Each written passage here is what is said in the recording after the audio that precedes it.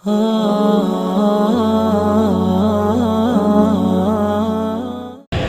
utamanya, yang lebih utama dari segala hal yang utama, mari kita panjatkan puja serta puji syukur kita atas kehadiran Allah Subhanahu wa Ta'ala yang telah menurunkan kepada kita, yang telah memberikan kepada kita nikmatnya yang begitu banyak sehingga kita tidak dapat dan mampu untuk menghitungnya. Wa in ta'uddu ni'matallahi la tuhsuha. Dan apabila kalian berusaha menghitung nikmat Allah, niscaya tidak akan pernah cukup. Ialah Allah yang Maha Perkasa, yang telah menciptakan Adam tanpa orang tua, yang telah menciptakan Isa tanpa ayah, yang telah menciptakan langit tanpa tiang, dan yang telah menciptakan serta menurunkan seorang manusia yang mulia sekaligus sempurna, seseorang manusia yang mengemban agama yang tinggi, rahmatan lil alamin. Ialah Nabi Khatamul Anbiya, penutupnya para nabi.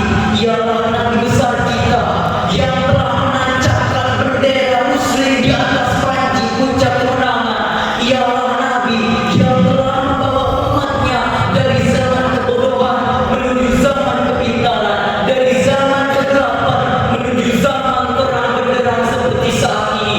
Ialah Nabi besar kita, Nabi Muhammad sallallahu alaihi wasallam. Semoga kita selaku umatnya di yaumil qiyamah nanti akan menjadi orang yang mendapatkan syafaatnya. Amin ya Allah ya rabbal alamin.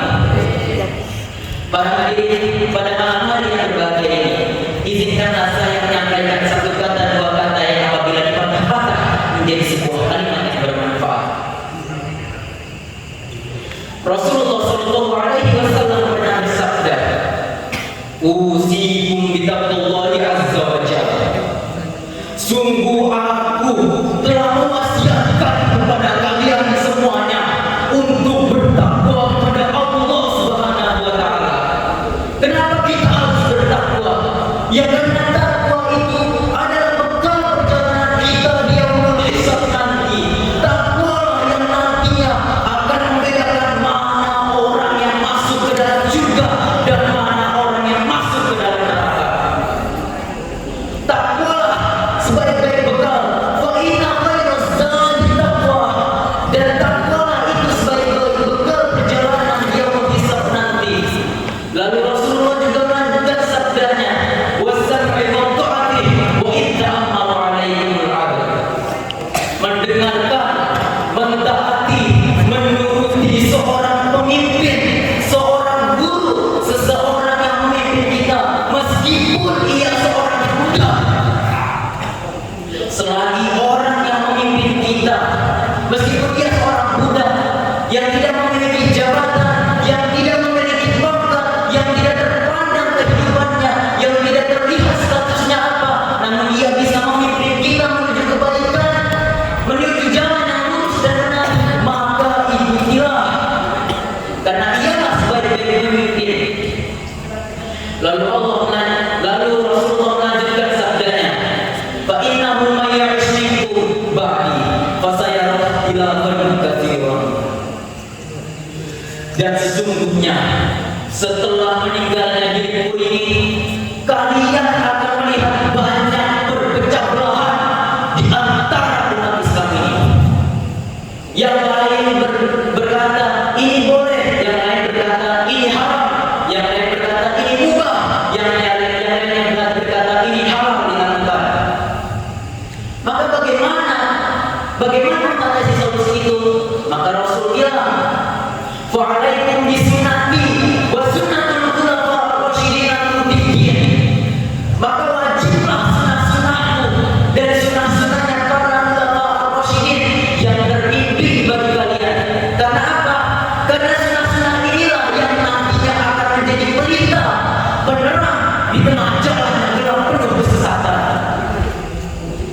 Jalan inilah, sunnah-sunnah inilah yang nantinya akan membawa kita menuju kebenaran. Jika umat Islam ini terpecah belah karena saling berdebat, maka kita yang semoga menjadi ahlus sunnah yang akan menyatukannya kembali. Lalu apa kata Rasul? Addu 'alaiha bin nawajid.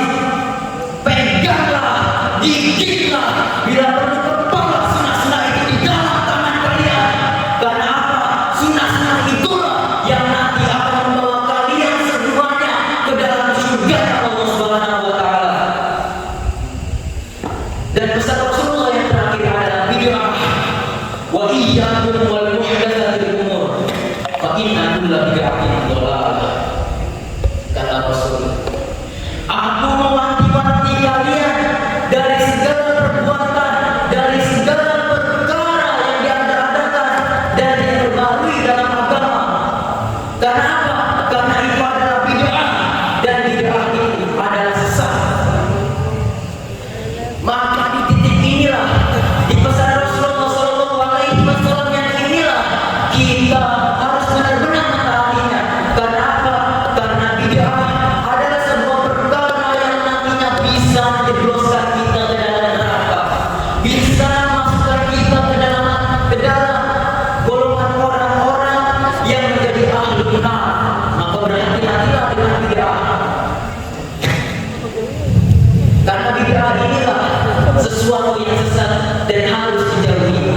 Tapi jangan anggap sesuatu yang baru itu selalu bid'ah. Ini bid'ah, itu bid'ah. Bukan semuanya bid'ah. Bid'ah itu ada 3.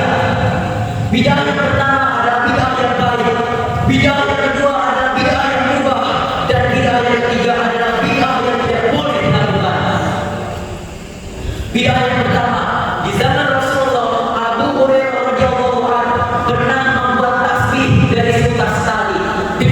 Dengan tasbih inilah ia bisa berzikir dalam satu hari ini 1000 kali. Bahkan Umar radhiyallahu anhu mengatakan bahwa inilah sebaik-baiknya bid'ah. Lalu bid'ah yang kedua, bid'ah kedua ini adalah bid'ah yang tidak berhubungan dengan agama atau mengikutnya.